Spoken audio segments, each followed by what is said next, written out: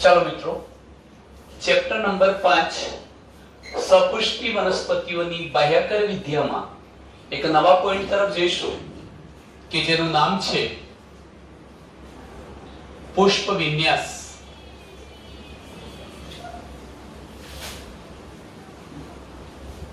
મિત્રો, તમે જાણો છો વિન્યાસનો મતલબ થાય છે ગોઠવણી.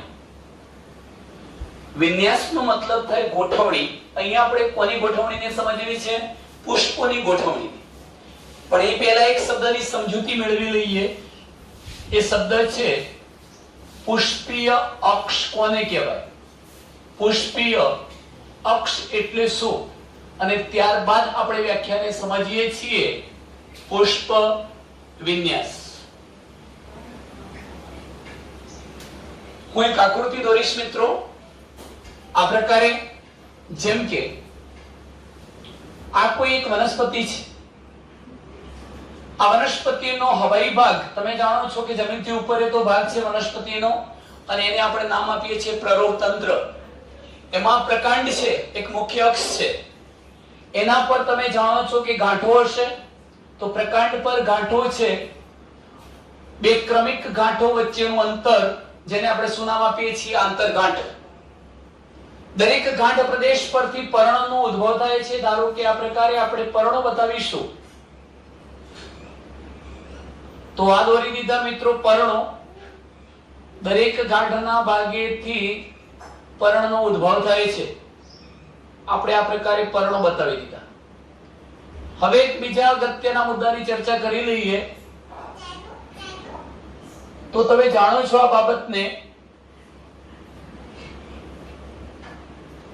કે પર્ણ અને પ્રકાંડની ગાંઠના સ્થાને જે ખૂણો રચાય છે, કોણ બને એને કક્ષ કહેવાય. કક્ષમાં કક્ષ કલિકા આવેલી હોય છે, અને આ કક્ષ કલિકા કાં તો શાખાઓ બનાવે છે, કાં તો પછી એ પુષ્પમાં પરિણમે છે. તો આપણે એક એવી બાબત સમજાવીશું. ધારો કે અહીંથી પુષ્પ બન્યું છે. આ પુષ્પ બન્યું મિત્રો, તમે જોઈ શકો છો. એમાં હું પુંકેસર ચક્ર પણ બતાવી દઉં છું અને સ્ત્રીકેસર ચક્ર પણ બતાવું છું. એક પુષ્પ દોર્યું. હું આ પ્રકારે અહીંયા બીજું પુષ્પ બતાવી શકું. આ બીજા નંબરનું આપણે પુષ્પ બતાવ્યું. એ રીતે તમે પુષ્પ બતાવી શકો. ધારો કે અહીં પણ આપણે પુષ્પ બતાવીએ છીએ. આ બાબત પણ તમારે યાદ રાખવી છે મિત્રો કે પુષ્પો હંમેશા કક્ષમાં જ હોય છે એવું નહીં, ટોચ પણ પર હોય. ટોચ ઉપર પણ હોય એટલે પુષ્પ અગ્રીય પણ હોય અને કક્ષીય પણ હોય. બે શબ્દો લખું છું. પુષ્પ ટોચે ઉદ્ભવે છે તો અગ્રીય, અને કક્ષમાં ઉદ્ભવે છે તો પુષ્પ કક્ષીય કહેવાય. ટોચ ઉદ્ભવે છે ટોચ પર તો અગ્રીય, અને કક્ષમાં ઉદ્ભવે તો કક્ષીય પુષ્પ. એક બાબત બીજી સમજી લો મિત્રો કે પુષ્પ જે પર્ણની કક્ષમાંથી ઉત્પન્ન થાય એ પર્ણને નિપત્ર કહેવાય. શું કહેવાય? નિપત્ર. પુષ્પ જે પર્ણની કક્ષમાંથી ઉત્પન્ન થાય છે એને શું કહેવાય? નિપત્ર. હવે હું આ જ આકૃતિને સિમ્બોલિક ફિગર સ્વરૂપે બતાવું છું. સિમ્બોલિક ફિગર જુઓ કે જેમાં આ એક અક્ષ બતાવી દીધી મેં. એના પર તમે જોઈ શકો છો હું આ પ્રકારે નિપત્રો બતાવું છું. નિપત્રોનો મતલબ કે પર્ણ જ છે, પણ જે પર્ણની કક્ષમાંથી આ પર્ણ એ જ નિપત્ર. જે પર્ણની કક્ષમાંથી પુષ્પ ઉત્પન્ન થાય એને નિપત્ર કહેવાય. મેં આ નિપત્રો સિમ્બોલિક ફિગરમાં નિપત્રો બતાવી દીધા છે મિત્રો. હવે તમે જોઈ શકો છો કે આ નિપત્રો દોર્યા પછી હું કેવી રચના બતાવું છું. તો મેં આ પુષ્પનો દંડ બતાવ્યો. આ તમે જોઈ શકો છો આટલું પુષ્પ અને આ પુષ્પનો દંડ એટલે સદંડી પુષ્પ બતાવ્યું છે અત્યારે એવું માની લો. આ પુષ્પ દંડ બતાવ્યો. એમાં હું આ પુષ્પ બતાવું છું. પુષ્પ માટે મેં આ એક સિમ્બોલ આપ્યો છે. આ પુષ્પ. ચાલો આ પુષ્પ દંડ, બીજું પુષ્પ. આ રીતે આપણે અનેક પુષ્પો બતાવી શકીએ. આ થઈ આની જે સિમ્બોલિક ફિગર, જેમાં હું આને નિપત્ર કહી દઈશ. નિપત્ર. અને આ શું છે? પુષ્પ છે. હવે આ શબ્દ સમજાવું છું. પુષ્પીય અક્ષ એટલે શું? હું આ અક્ષને કે આ અક્ષને પુષ્પીય અક્ષ કહીશ. કેમ?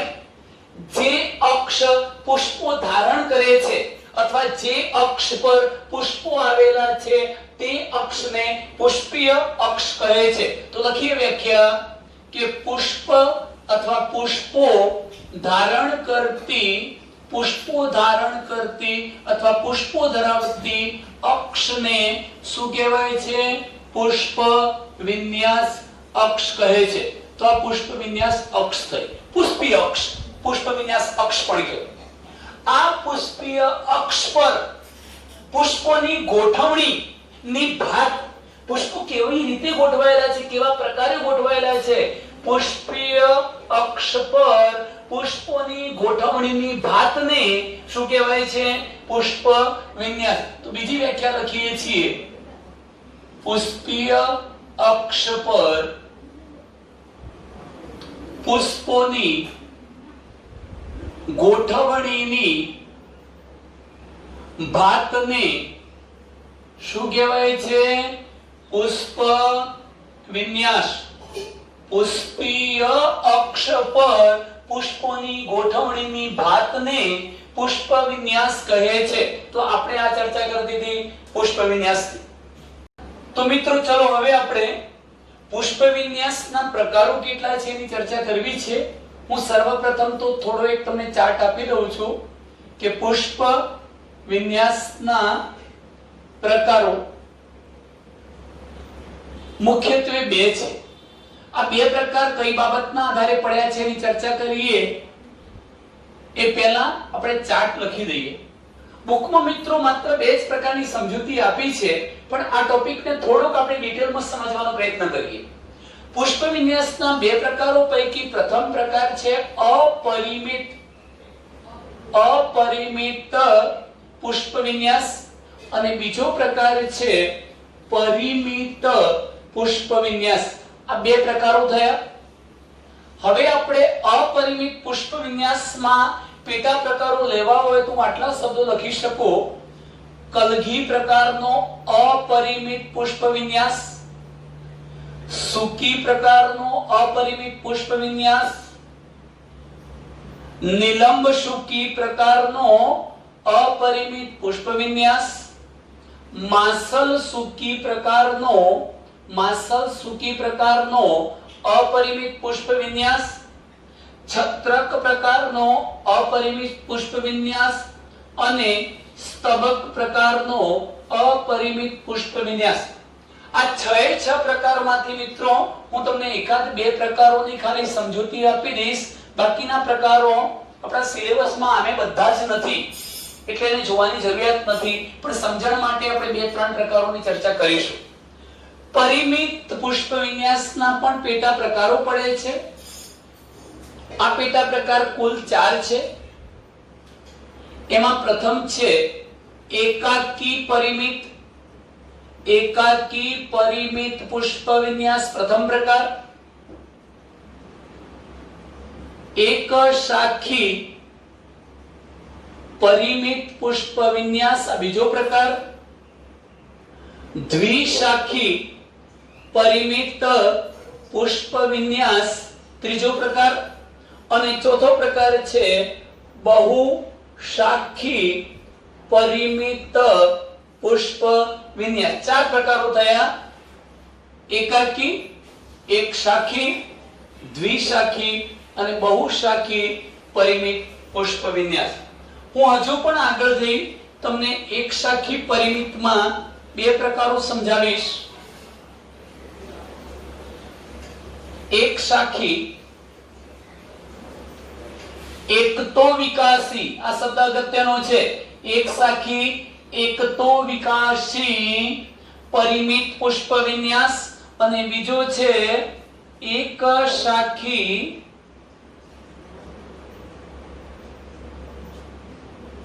ઉભયતો વિકાસી પરિમિત પુષ્પ વિન્યાસ। આટલા પ્રકારોની આપણે મિત્રો અહીંયા ચર્ચા કરવી છે। હવે જરા ખાસ આ બીજા બધાની કોઈની જરૂરિયાત નથી, પણ હું તમને અહીંયા ઉદાહરણ આપવા માંગુ છું। આમાં આપણે ઉદાહરણ હેમેલિયા લખવું છે, હેમેલિયા નામની વનસ્પતિ હેમેલિયા, અને આનું ઉદાહરણ હું આપું છું હાથી સુંઢી નામની વનસ્પતિ। આનું આપવું હોય તો પણ આપણે આપી શકીએ. જુઈ છે, પારિજાતક, નિક્ટિન્થસ કહેવાય, પારિજાતક, આવા ઉદાહરણ આપી શકાય. બહુશાખીના પણ ઉદાહરણો આપી શકીએ આપણે. કરેણ છે, આકડો જેવી વનસ્પતિઓના ઉદાહરણો આપી શકાય. અહીં એકાકીમાં દારૂડી જેવી વનસ્પતિનું ઉદાહરણ તમે આપી શકો. ચાલો મિત્રો, આ બધી જ બાબતોને આપણે સમજીએ પહેલા એક સૌથી મહત્વના પોઈન્ટ તરફ જઈએ છીએ. એ પોઈન્ટ કયો છે? બરોબર ધ્યાનથી સમજજો કે ધારો કે મેં કોઈ આ એક પ્રરોહ દોર્યું છે અથવા તો પુષ્પી અક્ષ દોરી છે. એ પહેલા તમે પુષ્પ શું છે એની વ્યાખ્યા જરા સમજી લો. પુષ્પ કોને કહેવાય? હું પુષ્પની વ્યાખ્યા આપું છું. પુષ્પ એ લિંગી પ્રજનનનું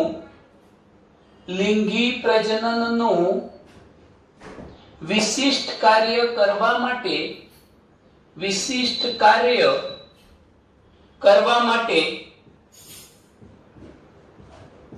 રૂપાંતર પામેલો પ્રરોહનો ભાગ છે. પ્રરોહ તંત્રનો અથવા પ્રરોહનો ભાગ છે. શું મતલબ થાય છે સમજો મિત્રો. આ જે પુષ્પ ઉત્પન્ન થયું છે એનું કાર્ય છે લિંગી પ્રજનનનું. તમે જાણતા હશો કે લિંગી અને અલિંગી પ્રજનન એટલે શું? તો જો વનસ્પતિના મૂળ, પ્રકાંડ અને પર્ણમાંથી નવો કોઈ છોડ બની જાય તો અલિંગી પ્રજનન. પરંતુ પુષ્પના પુંકેસર અને સ્ત્રીકેસર દ્વારા ઉત્પન્ન થતા નર અને માદા પ્રજનન કોષોના ફલન દ્વારા બીજ બને અને છેવટે એમાંથી નવી વનસ્પતિ બને તો તે કયું પ્રજનન? લિંગી પ્રજનન. તો લિંગી પ્રજનનનું વિશિષ્ટ કાર્ય કરવા માટે રૂપાંતર પામી ગયેલો પ્રરોહનો જ પ્રરોહ તંત્રનો ભાગ એને શું કહેવાય? પુષ્પ. આ કેવી રીતે રૂપાંતરિત થયો? ખરેખર તો જ્યાં પુષ્પ હતું ત્યાં શાખા પણ બનવી જોઈતી હતી. સતત જ્યાં પુષ્પ હોય એનો સતત આગળ વિકાસ થવો જોઈતો હતો. એમાંથી આ પુષ્પ કેવી રીતે બની ગયો હું એ ઘટનાને સમજાવું છું. ચાલો, આ એક પ્રરોહ તંત્ર અથવા પ્રરોહ ભાગ છે, ખાસ કરીને પ્રકાંડ, જમીનથી ઉપર રહેતો ભાગ, હવાઈ ભાગ. એના પર મિત્રો તમે જાણો છો કે આ પ્રકારે પર્ણો આવેલા હોય છે. એટલે મેં અહીંયા પર્ણો બતાવી દીધા છે. હવેની ઘટના તમને એ પણ ખબર છે કે આ ટોચ છે. તમને મિત્રો ખબર હશે કે સતત ને સતત આ ટોચ વિકસતી જાય છે. કેમ? કારણ કે ત્યાં એક અગત્યની બાબત જેને આપણે અગ્રીય વર્ધનશીલ પ્રદેશ કહીશું. એનો મતલબ એ થાય કે આ ટોચના ભાગે વર્ધનશીલ પેશી આવેલી છે જેના કોષો સતત ને સતત કોષ વિભાજન કરી નવા કોષો બનાવશે અને એ રીતે આ પ્રકાંડની લંબાઈમાં શું કરશે? વધારો. જો મિત્રો પ્રકાંડની લંબાઈમાં વધારો થાય છે તો શું થવાનું? જો આ પ્રકારની લંબાઈમાં વધારો થાય તો ફરી એના પર ગાંઠો તો હોવાની. સાથે સાથે જેટલું પ્રકાંડ લાંબુ બનવાનું, બે ગાંઠો વચ્ચેનું અંતર એટલે આંતરગાંઠ એ પણ વિસ્તરવાની. પણ એવું અહીંયા થવાનું નથી. કેમ? હું તમને સમજાવું છું. બીજો પોઈન્ટ કે અહીંયાથી પણ શું બનવું જોઈતું હતું? શાખા બનવી જોઈતી હતી. કક્ષકલિકા શાખામાં ફેરવાય. તમે એ પણ જાણો છો કે એના પર પણ ગાંઠો હોય. હવે મિત્રો આ શાખા બની છે એનો મતલબ એ થયો કે ગાંઠો તો છે, ગાંઠો પરથી આ રીતે પર્ણો પણ ઉદ્ભવવા જોઈએ. પણ મેં તમને સ્થિતિ શું બતાવી છે? આ આકૃતિમાં નથી તો મેં આગળનો વિકાસ બતાવ્યો કે નથી પછી અહીંયા કોઈ શાખા બતાવી. હું બંને ભાગે પુષ્પ બની ચૂક્યા છે એવું બતાવું છું. એનો મતલબ એ થયો કે આ શાખા બની અને જો સતત ને સતત લાંબી વિકસતી જાય તો એની ટોચે પણ શું હોવું જોઈએ? એના ટોચના ભાગે શું હોવું જોઈએ? વર્ધનશીલ પ્રદેશ હોવો જોઈએ. પણ થાય છે શું? આ જે અગ્રીય એટલે ટોચે આવેલો, અગ્રીય એટલે ટોચે, અહીંયા ટોચ કહેવાય, આની પણ આ ટોચ કહેવાય. જો આ વિકસી ગઈ હશે તો ટોચ અહીં હશે, પણ હજુ વિકસવાનું શરૂ કરશે તો કદાચ ટોચ અહીં ક્યાંક હશે. યાદ રાખો. હવે આ અગ્રીય વર્ધનશીલ જે પ્રદેશ હતો એ રૂપાંતર પામી જાય છે। જો અગ્રીય વર્ધનશીલ પ્રદેશ રૂપાંતર પામી જાય છે શામાં? પુષ્પીય વર્ધનશીલ પ્રદેશમાં રૂપાંતરિત થઈ જાય છે। મહત્વનો પોઈન્ટ મિત્રો બરોબર ધ્યાનથી સાંભળજો કે પ્રરોનો અગ્રીય વર્ધનશીલ પ્રદેશ પુષ્પીય વર્ધનશીલ પ્રદેશમાં પરિણમી જાય છે। આ અગ્રીય વર્ધનશીલ પ્રદેશ પુષ્પીય વર્ધનશીલ પ્રદેશમાં પરિણમી જાય છે। હવે જો એ પુષ્પીય વર્ધનશીલ પ્રદેશમાં પરિણમી જતો હોય તો એના કારણે આંતરગાંઠો વિસ્તરણ પામતી નથી। જુઓ શું થવાનું મિત્રો કે ધારો કે આ ભાગ અગ્રીય વર્ધનશીલ પ્રદેશ એ પુષ્પીય વર્ધનશીલ પ્રદેશમાં ફેરવાઈ ગયો એટલે નવી આંતરગાંઠો વિસ્તરણ પામવાની નથી કારણ કે આ લંબાઈમાં વધારો નથી થવાનો। આ અક્ષ આટલે અટકી જવાની એટલે આટલો ફેરફાર થયો। એક તો અક્ષ સંકુચિત બની, અક્ષ શું થઈ? સંકુચિત બને છે। અને જો અક્ષ સંકુચિત બને તો તમે વિચારો કે આ અક્ષ છે અને એ જો સંકુચિત બની જાય તો બધી જ આંતરગાંઠો જાણે કે ભેગી થઈ ગઈ હોય એવું લાગશે।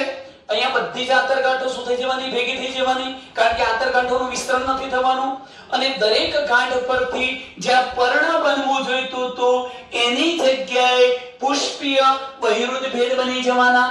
પુષ્પીય બહિરુદ ભેદ ઉપાંગો એટલે શું? તો વજ્ર ચક્ર, દલ ચક્ર, પુંકેસર ચક્ર અને સ્ત્રી કેસર ચક્ર બની જવાનું। આ મિત્રો એવું કહી શકાય, સાંભળજો આ બાબતને ધ્યાનમાંથી। હું શું કહું છું કે આ શું છે? શાખા। શાખાનો ટોચનો ભાગ એટલે અગ્રીય વર્ધનશીલ પ્રદેશ। આ ધારો કે નથી એવું માની લઈએ છે આટલે છે અગ્રીય વર્ધનશીલ પ્રદેશ, આનો અગ્રીય વર્ધનશીલ પ્રદેશ આટલે છે।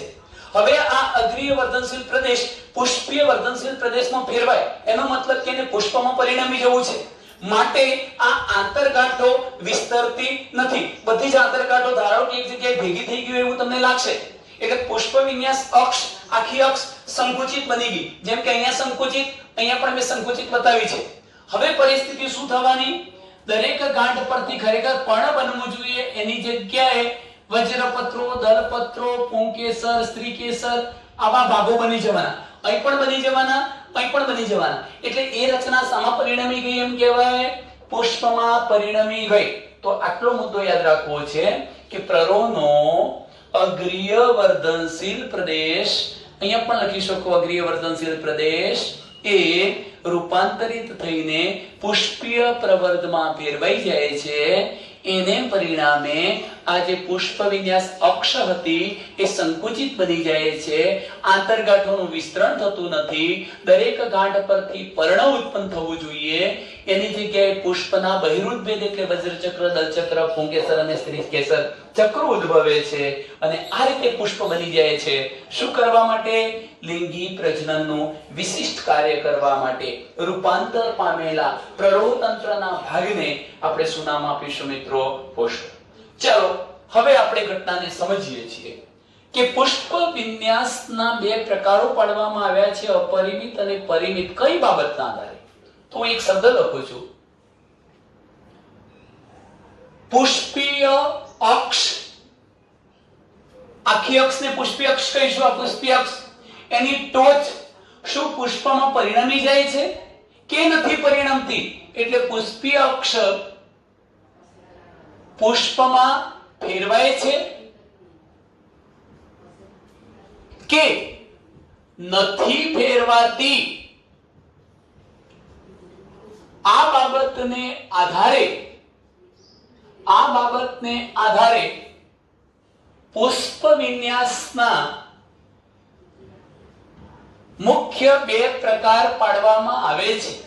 કયા બે પ્રકાર છે? અપરિમિત અને પરિમિત।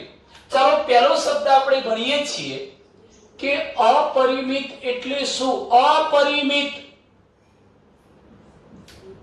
બીજી બાજુ હું લખી દઉં છું મિત્રો પરિમિત। પરિમિત પુષ્પ વિન્યાસ।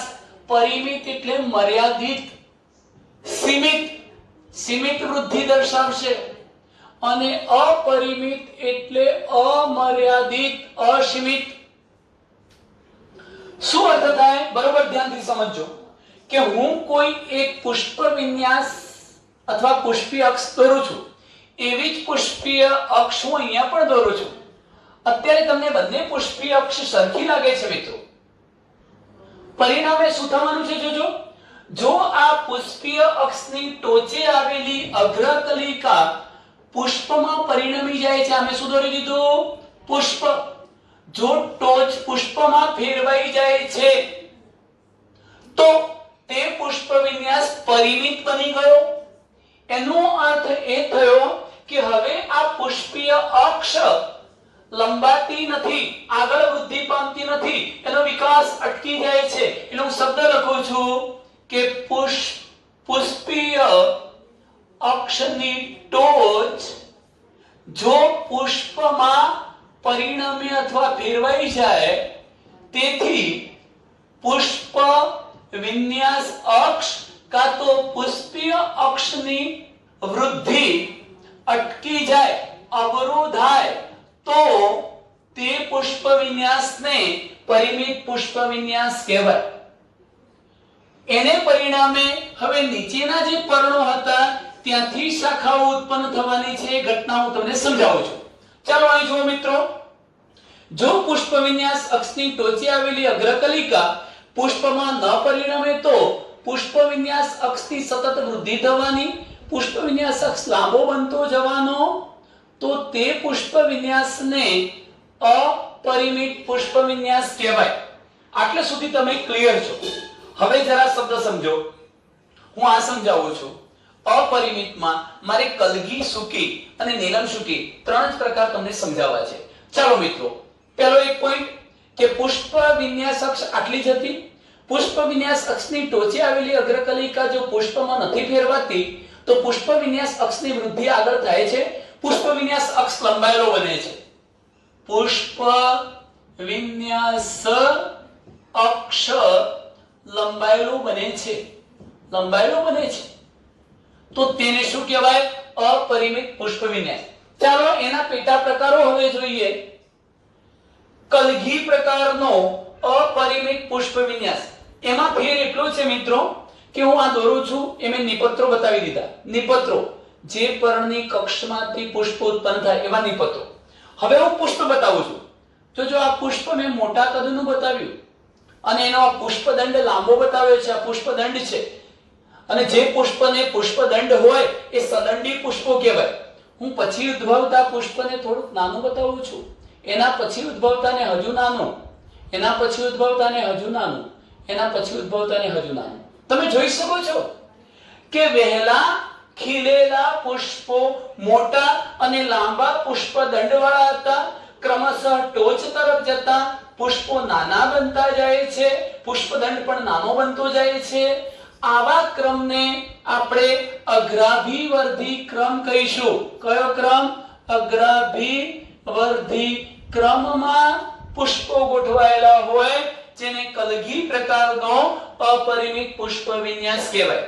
ફરીથી, જો પુષ્પીય અક્ષ પર સદંડી પુષ્પો અગ્રાભિવર્ધી ક્રમમાં ગોઠવાયેલા હોય તો તેને શું કહેવાય? કલગી પ્રકારનો પુષ્પ વિન્યાસ કહે છે. ચાલો એકાદ મિત્રો આનું ઉદાહરણ બીજું આપી દઉં. શુકી. ચલો આ જ આકૃતિ સમજો. ધારો કે મારી જોડે એક પુષ્પ વિન્યાસ અક્ષ છે, એના પર આ મેં નિપત્રો દોરી દીધા. એટલે જે પર્ણની કક્ષમાંથી પુષ્પ ઉત્પન્ન થાય એવા નિપત્રો.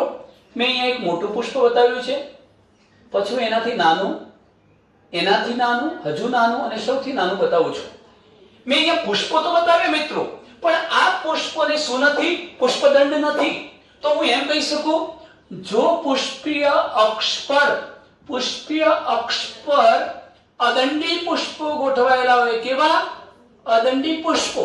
એ પણ અગ્રાભિવર્ધી ક્રમમાં, કેમ કે નીચેના મોટા, ટોચ તરફ જતા નાના, અગ્રાભિવર્ધી ક્રમમાં ગોઠવાયેલા હોય ત્યારે બનતા પુષ્પ વિન્યાસને શુકી પ્રકારનો અપરિમિત પુષ્પ વિન્યાસ કહેવાય. જ્યારે આ શુકીની જે ધરી હતી એ ટટ્ટાર ન રહે અને શુકીની ધરી આમ નીચે લબડી પડેલી હોય તો મિત્રો તમે જુઓ કે આ તો બધા શું થઈ જવાના? નિપત્રો. આ નિપત્રો થઈ ગયા. અને હું અહીંયા પુષ્પ બતાવું છું, મોટું, નાનું, એના કરતા નાનું, હજુ પણ નાનું. તમે જુઓ તો આ ટોચ તરફ જઈએ એમ પુષ્પો કેવા અગ્રાભિવર્તી ક્રમમાં અદંડી પુષ્પો ગોઠવાયેલા છે અને શુકીની ધરી નબળી નીચે લટકતી હોય ત્યારે એને શું કહેવાય? નીલમ શુકી કહે છે. મિત્રો બીજા પ્રકારો પણ છે. ડુંગળીમાં છત્રક જોવા મળે, છત્રીના સળિયા છે. સૂર્યમુખીની અંદર સ્તબક, અળવી વગેરેમાં માસલ શુકી. પણ એટલું ડિટેલમાં જવાની કોઈ જરૂરિયાત નથી. ચાલો ત્યાર પછી હું હવે વાત કરું છું પરિમિતની. મિત્રો ફરી એકવાર ધ્યાનથી સમજી લેજો કે પરિમિત પુષ્પ વિન્યાસ એટલે શું?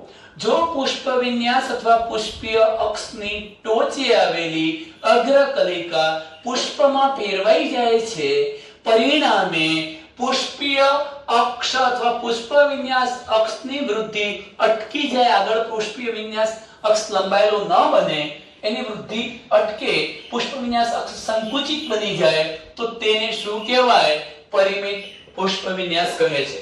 હવે પરિમિતમાં હું તમને બધા જ પેટા પ્રકારો સમજાવું છું. બહુ સરળ ટોપિક છે મિત્રો, ચારે ચાર. ચાલો અહીં જરા ધ્યાન રાખજો. અહીંથી આપણે જોઈશું ક્રમશઃ આપણે આકૃતિઓ દોરીશું અને ત્યારબાદ ટોપિકને સમજીએ.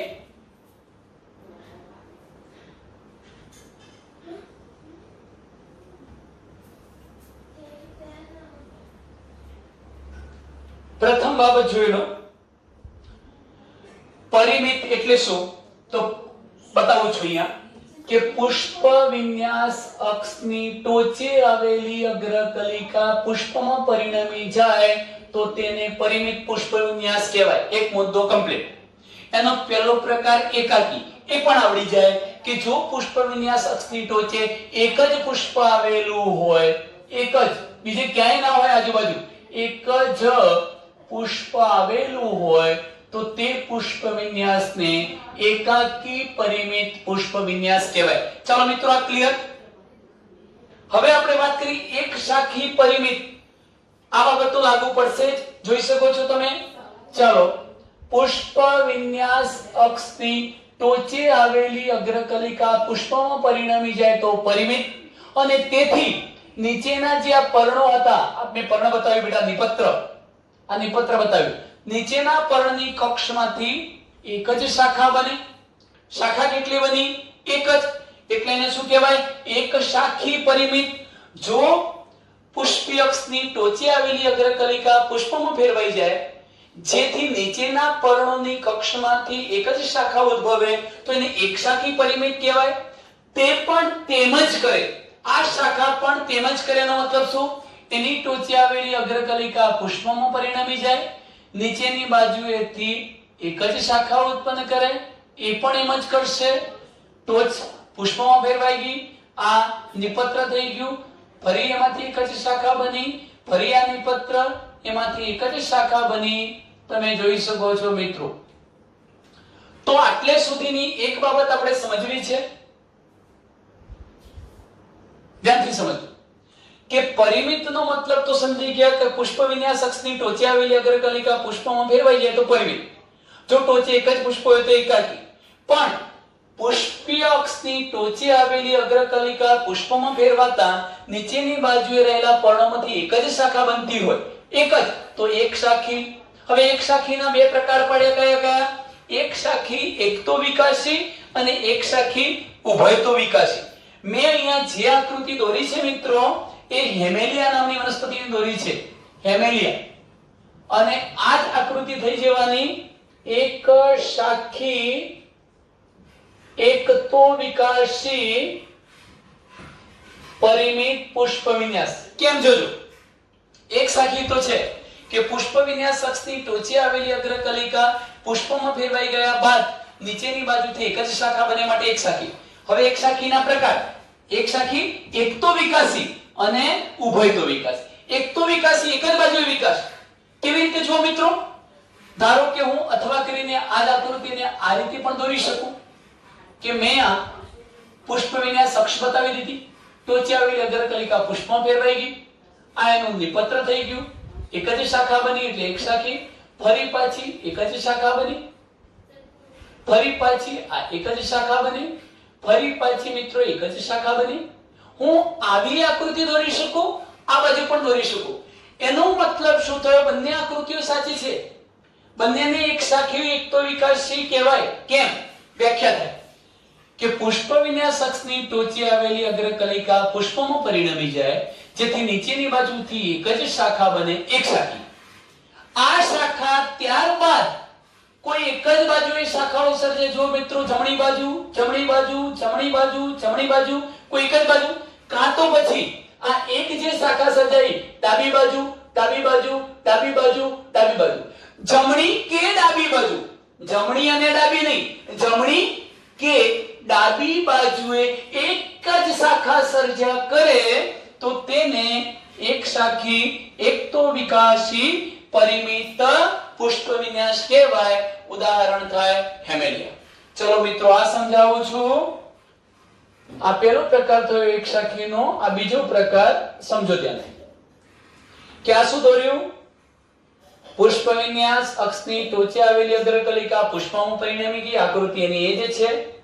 તેથી નીચેના પર્ણોની કક્ષમાંથી એક શાખા બની, એની એ જ આકૃતિ, એ પણ પુષ્પમાં પરિણમી ગઈ. પણ હવે નીચેની બાજુએ આવેલા પર્ણોમાંથી જે એક શાખા બની, અગ્રકલિકા પુષ્પમાં ફેરવાઈ, પાછી નીચેથી એક જ શાખા બની, એટલે એક શાખી તો કહેવાય. પુષ્પ બની ગયું, નીચેથી પાછી એક શાખા બની, પાછી નીચેથી એક શાખા બની. આમાં બેમાં તમને શું તફાવત લાગે છે મિત્રો? કે પુષ્પીય અક્ષની ટોચે આવેલી અગ્રકલિકા પુષ્પમાં પરિણમી ગયા બાદ નીચેની બાજુથી એક જ શાખા બનતી હોય તો એક શાખી. પણ હવે જોજો, જો આ રીતે નિર્માણ પામેલી એક શાખા ત્યારબાદ કોઈ એક જ બાજુ એટલે જમણી કાં તો ડાબી બાજુએ શાખાઓ સર્જે તો એક શાખી એકતો વિકાસી. પરંતુ આ રીતે સર્જાયેલી એક શાખા ત્યારબાદ ડાબી જમણી, ડાબી જમણી બંને બાજુએ શાખા સર્જે તો તેને એક શાખી ઉભયતો, એટલે બંને બાજુ ઉભય, બંને ડાબી અને જમણી બંને બાજુ શાખા સર્જે તો તેને શું કહેવાય? એક શાખી ઉભયતો વિકાસી. ઉદાહરણ થશે હાથી સુંઢી નામની વનસ્પતિ. કઈ મિત્રો? હાથી સુંઢી. અને આ કયું ઉદાહરણ છે? એક શાખી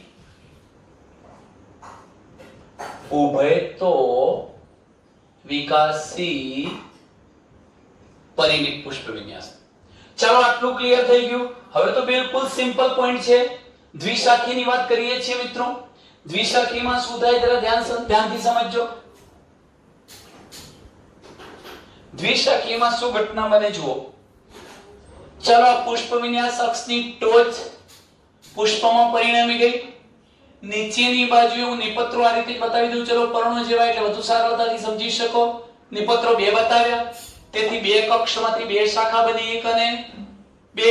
ફરી એ પણ એમ જ કરે એટલે એની અગ્રકલિકા પુષ્પમાં ફેરવાઈ ગઈ અને નીચેની બાજુથી આ બે પર્ણોની, આ જે બે પર્ણો થયા મિત્રો, બે નિપત્રો, એમાંથી બે શાખાઓ બની, એક બે. આમ હવે તમે જુઓ કે જો પુષ્પ વિન્યાસ અક્ષની ટોચ પુષ્પમાં પરિણમી જાય, જેને કારણે નીચેની બાજુએથી એક સાથે બે શાખાઓ સર્જાતી હોય, તે પણ તેમ કરે એટલે એની પણ અગ્રકલિકા પુષ્પમાં પરિણમી જાય, નીચેની બાજુથી બે બે શાખાઓ સર્જતું હોય તો તેને દ્વિશાખી પરિમિત પુષ્પ વિન્યાસ કહેવાય. આવું શામાં જોવા મળે છે? જુઈ, પારિજાતક જેવી વનસ્પતિઓમાં. ચલો આને શું કહીશું? દ્વિશાખી પરિમિત પુષ્પ વિન્યાસ. છેલ્લો પ્રકાર આવ્યો બહુશાખી પરિમિત. બહુશાખીમાં આપણે આવું કરી શકીએ. પુષ્પ વિન્યાસ અક્ષની ટોચે આવેલી અગ્રકલિકા પુષ્પમાં પરિણમી ગઈ. મિત્રો હું આ બધા નિપત્રો બતાવું છું. ચલો એક નિપત્ર, બીજું નિપત્ર, ત્રીજું નિપત્ર, ચોથું નિપત્ર, એટલે પર્ણોને બતાવ્યા નિપત્રો.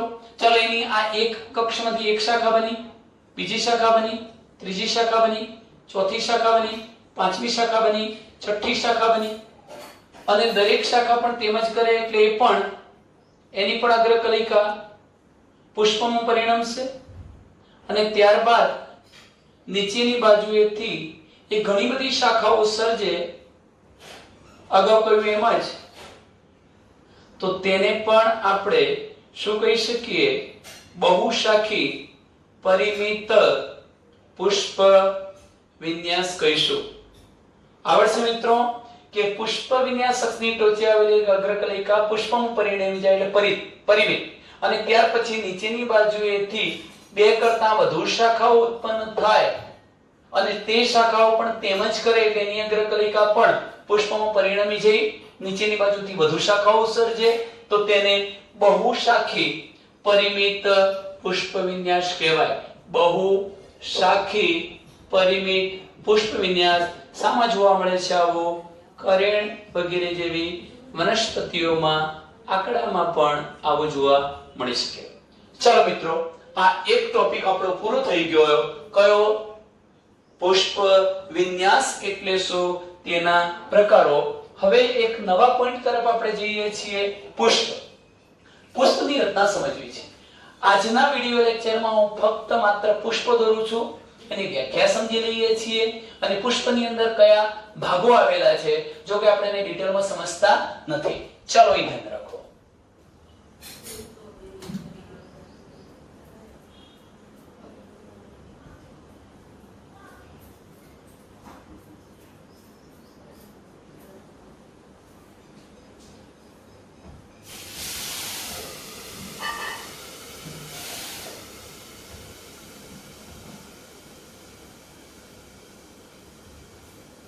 ચલો મિત્રો, પુષ્પની વ્યાખ્યા તો આપણે આપી ચૂક્યા છીએ કે આવૃત બીજધારી વનસ્પતિઓમાં લિંગી પ્રજનનનું વિશિષ્ટ કાર્ય કરવા માટે રૂપાંતર પામેલા પ્રરોતંત્રના ભાગને શું કહેવાય છે? પુષ્પ. ચાલો લખું છું. પુષ્પ શું છે? તો આવૃત બીજધારી વનસ્પતિઓમાં લિંગી પ્રજનનનું વિશિષ્ટ કાર્ય કરવા માટે રૂપાંતર પામેલા અથવા રૂપાંતરિત થયેલા પ્રરોહના ભાગને શું કહેવાય છે? પુષ્પ. મિત્રો, આપણે એક આકૃતિ દોરીએ છીએ. આને સમજવા માટે હું ધતુરાનું લાક્ષણિક પુષ્પ દોરું છું અને ત્યાર પછી એના વર્ણનને સમજતા જઈએ. તમે અહીંયા મુદ્દાઓ સમજી શકો છો મિત્રો.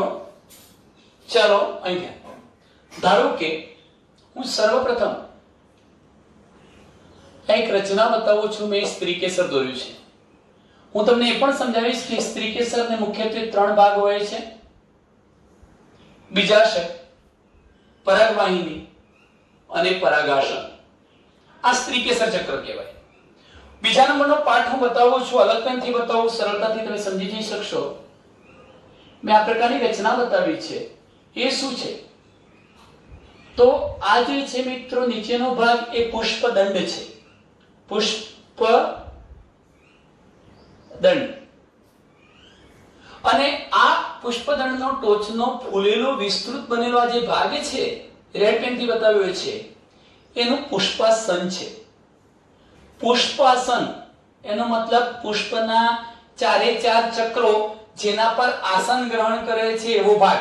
તો પુષ્પદંડનો ટોચનો ભાગ ફૂલેલો વિસ્તૃત હોય છે, જેને પુષ્પાસન કહેવાય.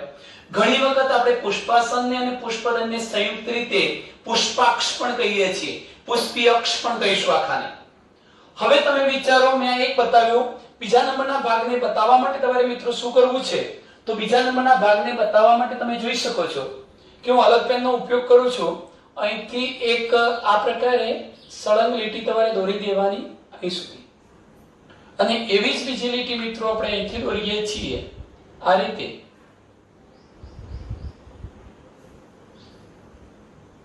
મેં અત્યારે 2 બ્લુ કલરની લીટી દોરી છે મિત્રો. અહીંયા તમે સમજી જશો. હવે આપણે શું કરીશું? અહીંથી હું એના ભાગ પાડી આ રીતે. ધારો કે એક દલપત્ર છે, આ એક દલપત્ર છે. અહીંયાથી હું બીજો ભાગ બતાવું છું, આ બીજું દલપત્ર છે. અહીંથી આપણે આ પ્રકારે ત્રીજો ભાગ બતાવીએ છીએ, આ ત્રીજું દલપત્ર છે. ધતુરામાં આવા 5 દલપત્રો હોય મિત્રો, પણ આ ખુલ્લું પુષ્પ છે. આપણને 2 ભાગ અત્યારે જોઈ શકાતા નથી, તૂટી ગયા છે અથવા એને દૂર કર્યા છે એમ સમજો. હું આ ભાગને ડોટેડ લાઈન દ્વારા બતાવું છું. એક દલપત્ર, આ બીજું દલપત્ર અને ત્રીજું દલપત્ર. ટૂંકમાં દલપત્રોથી બનતી રચના એ દલચક્ર છે. નામિનેશન કરતા રહીએ. આ દલચક્ર છે. ચાલો, સૌથી અંદરનું કોણ હતું? સ્ત્રી કેસર ચક્ર. સ્ત્રી કેસર ચક્ર. હવે તમે જુઓ, ત્યાર પછીની રચનાઓમાં હું અલગ પેનથી બતાવું છું, બ્લેક પેનથી. સૌથી બહારની બાજુએ જોવા મળતું આ ચક્ર એ વજ્ર ચક્ર છે. કયું ચક્ર છે મિત્રો? વજ્ર ચક્ર છે. એટલે મેં આ બતાવી દીધું, વજ્ર ચક્ર. તો આને આપણે નામ આપી દઈએ છીએ વજ્ર ચક્ર. ચાલો, કેટલા ચક્રો થયા? 3. હવે એક મહત્વનું બાકી રહ્યું, પુંકેસર ચક્ર, જે પુંકેસરોથી બનેલું છે. એક પુંકેસર, આ ધારો કે બીજું પુંકેસર, આ ત્રીજું પુંકેસર છે, ચોથું પુંકેસર, આ પાંચમું પુંકેસર. ધતુરામાં 5 પુંકેસરો મિત્રો. તો આને આપણે કહીશું પુંકેસર ચક્ર. પુંકેસર ચક્ર. આમ તમે જોઈ શકો છો, સૌથી બહારની બાજુએ વજ્ર ચક્ર, બીજા નંબરે દલ ચક્ર, ત્રીજા નંબરે પુંકેસર ચક્ર અને સૌથી અંદર કોણ આવેલું હોય છે? શ્રીકેસર ચક્ર. મેં આ લાક્ષણિક ધતુરાના પુષ્પની આકૃતિ દોરી છે. હવે આપણે એના વર્ણન તરફ જઈએ મિત્રો. તો અહીં ધ્યાન રાખો. તમે જોઈ શકો છો પુષ્પ શું છે? આવૃત બીજધારી વનસ્પતિઓમાં લિંગી પ્રજનનનું કાર્ય કરવા માટે રૂપાંતર પામેલો આ ભાગ છે. શામાંથી રૂપાંતર પામ્યો છે? પ્રરોહમાંથી. લાક્ષણિક પુષ્પની રચનામાં તમે વિચારી શકો છો, પુષ્પદંડની ટોચના ભાગે આવેલા વિસ્તૃત પહોળા ભાગને પુષ્પાસન કહે છે. અને આ પુષ્પાસન પર પુષ્પના 4 બહિરુદ ભેદ અથવા 4 ઉપાંગો અથવા 4 ભાગો, કયા કયા? વજ્ર ચક્ર, દલ ચક્ર, પુંકેસર ચક્ર અને શ્રીકેસર ચક્ર, એ ચક્રીય રીતે ગોઠવાયેલા હોય છે. એમાંથી આ વજ્ર ચક્ર અને દલ ચક્ર, વજ્ર ચક્ર અને દલ ચક્ર, આ બંને પ્રકારના જે ચક્રો છે એને મિત્રો આપણે સહાયક ચક્રો કહીશું. કેમ સહાયક ચક્રો? તો તેઓ લિંગી પ્રજનનમાં ભાગ લેતા નથી, પરંતુ પુષ્પની અંદર રહેલા આ પુંકેસરો અને સ્ત્રીકેસરોનું રક્ષણ કરે છે. કીટકો, તાપમાન, પવન, વરસાદ વગેરે જેવા પરિબળોથી રક્ષણ આપે છે. માટે એમને સહાયક ચક્રો તરીકે આપણે ઓળખાવીશું. જ્યારે બીજા નંબરના બંને પુંકેસર ચક્ર અને સ્ત્રીકેસર ચક્ર, આ બંને ચક્રોને આપણે આવશ્યક ચક્રો કહીશું. લિંગી પ્રજનન કરવા માટેના જરૂરી આવશ્યક ચક્રો અથવા પ્રજનનની ક્રિયા સાથે સંકળાયેલા છે, પ્રજનનમાં સીધો ભાગ લે છે. માટે આ બંનેને આપણે પ્રજનન ચક્રો તરીકે પણ ઓળખાવીશું. બીજા નંબરનો પોઈન્ટ મિત્રો, કે જે પુષ્પમાં પુંકેસર અને સ્ત્રીકેસર બંને આવશ્યક ચક્રો આવેલા હોય એવા પુષ્પને દ્વિલિંગી પુષ્પ કહેવાય. અને જે પુષ્પમાં બે પૈકી ગમે તે એક હોય, ધારો કે પુંકેસર હોય તો પણ નર પુષ્પ અથવા તો એકલિંગી પુષ્પ, અને સ્ત્રીકેસર હોય તો પણ આપણે એને એકલિંગી પુષ્પ કહીશું. બે પૈકી ગમે તે એક હોય તો એકલિંગી. હવે એકલિંગી પુષ્પમાં જો પુંકેસર છે તો તેવા એકલિંગી પુષ્પને આપણે નર પુષ્પ કહીશું, અને એકલિંગી પુષ્પમાં માત્ર સ્ત્રીકેસર જ છે તો તેવા એકલિંગી પુષ્પને માદા પુષ્પ તરીકે ઓળખાવીશું. ચાલો મિત્રો, અહીંયા આપણે આપણા ટોપિકની પૂર્ણાહુતિ કરીએ છીએ. હવે ત્યાર પછીની જે આગળની રચનાઓ છે એને આપણે પછી ભણીશું મિત્રો.